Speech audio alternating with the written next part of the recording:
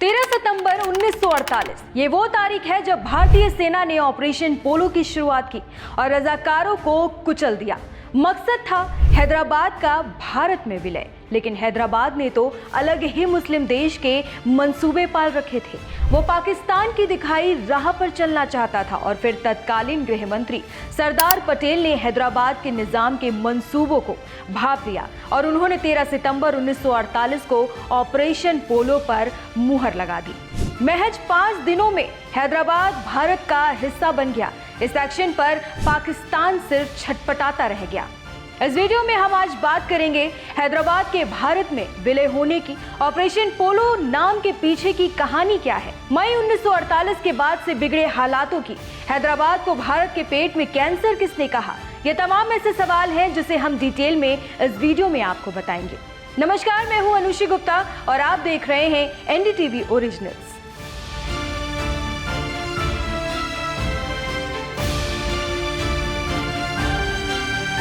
15 अगस्त 1947 को भारत को ब्रिटिश शासन से आजादी तो मिल गई थी, लेकिन इसके बाद भी देश को पूर्ण रूप से स्वतंत्र होने में काफी समय लगा। अंग्रेजों ने भारत को 2 हिस्सों में बांट दिया, यानी कि पाकिस्तान और भारत में। लेकिन इसके साथ ही 500 से अधिक रियासतों को भी बीच मझधार में छोड़ दिया गया। उन्हें एकजुट करने की चुनौती उस समय देश के नेताओं के सामने एक बड़ी परेशानी का सबब बना हुआ था। कुछ रियासतें ऐसी थीं जो भारत या पाकिस्तान का हिस्सा बनने के बजाय अलग देश बनने का ख्वाब सजोने लगी। उन्हीं में जूनागढ़, कश्मीर और हैदराबाद की रियासतें भी शामिल थी। भारत की स्वतंत्रता के समय ब्रिटिश भारत स्वतंत्र राज्य और प्रांतों से मिलकर बना था, जिन्हें भारत पाकिस्तान में शामिल होने या स्वतंत्र रहने के विकल्प दिए गए थे। जिन लोगों ने निर्णय लेने में काफी समय लगाया, उनमें से एक हैदराबाद के निजाम भी थे। लगभग सभी रियासतों को तत्कालीन गृह मंत्री सरदार वल्लभ भाई पटेल ने एकजुट कर दिया था, लेकिन जम्मू कश्मीर, जूनागढ़ और हैदराबाद इस लिस्ट में सबसे टॉप के बागी थे।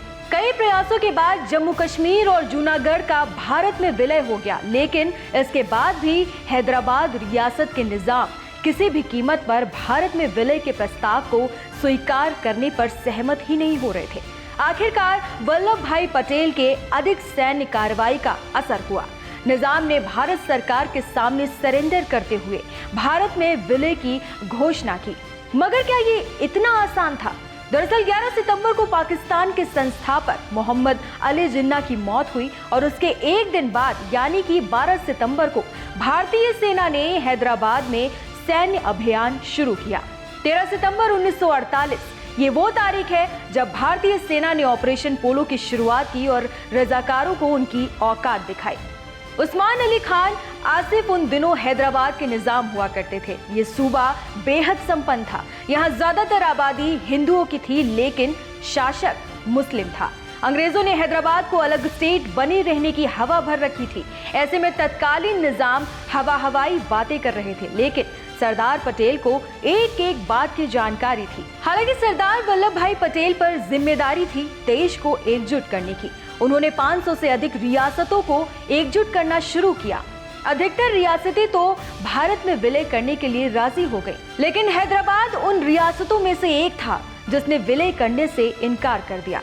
और यही से शुरुआत होती है ऑपरेशन पोलो की। सेना के लिए हैदराबाद को फतेह करना इसलिए भी बड़ी चुनौती थी क्योंकि सत्ता तो निजामों के पास थी, लेकिन कमान रजाकारों के हाथों में थी। निजाम ने रजाकार सेना बनाई थी। मुस्लिम सैनिकों की ख्वाहिश हैदराबाद को एक अलग मुल्क बनाने की थी। निजाम के पास अपना तेज दिमाग और अंग्रेजों से दोस्ती के अलावा जो सबसे बड़ी ताकत थी वो थे रजाकार। अब आपके मन में सवाल ये होगा कि आखिर ये रजाकार थे कौन? रजाकार एक अरबी शब्द है जिसका मतलब है स्वयं सेवक। यह आम लोगों से बनी एक फोर्स थी, यानी कि सेना थी, जिसके पास हथियार चलाने का थोड़ा बहुत अनुभव होता था।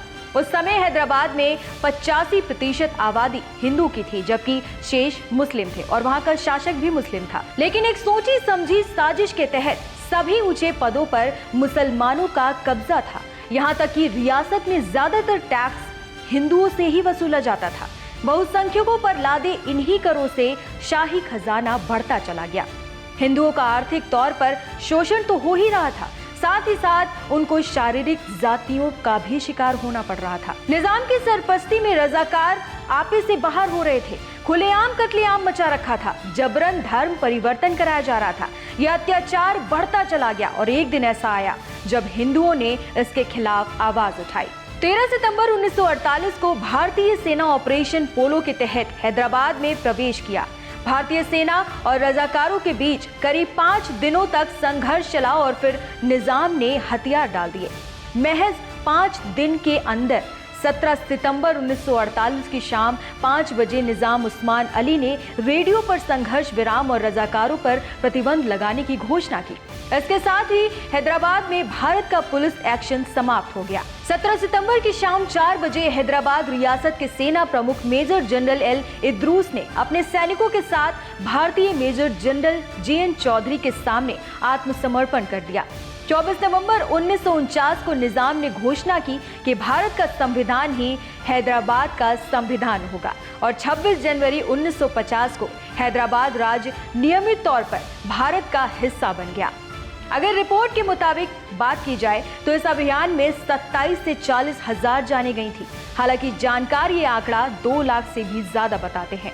अब इस कहानी में ये जानिए कि आखिर इस पूरी घटना को ऑपरेशन पोलो नाम क्यों दिया गया। आपको बता दें कि भारतीय सेना की कार्रवाई को ऑपरेशन पोलो नाम दिया गया था। ऐसा इसलिए था क्योंकि हैदराबाद में दुनिया में सबसे ज्यादा 17 पोलो के मैदान थे।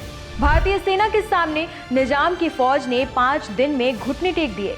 17 सितंबर की शाम को हैदराबाद की सेना ने सरेंडर कर दिया। इस तरह से 17 सितंबर 1948 को हैदराबाद का भारत में विलय हो गया और इस ऑपरेशन को नाम दिया गया ऑपरेशन पोलो। इस वीडियो में फिलहाल इतना ही। बाकी देश के इतिहास से जुड़ी ऐसी तमाम कहानियों को सुनने के लिए और सरल भाषा में समझने के लिए आप देखते रहिए NDTV ओरिजिनल्स।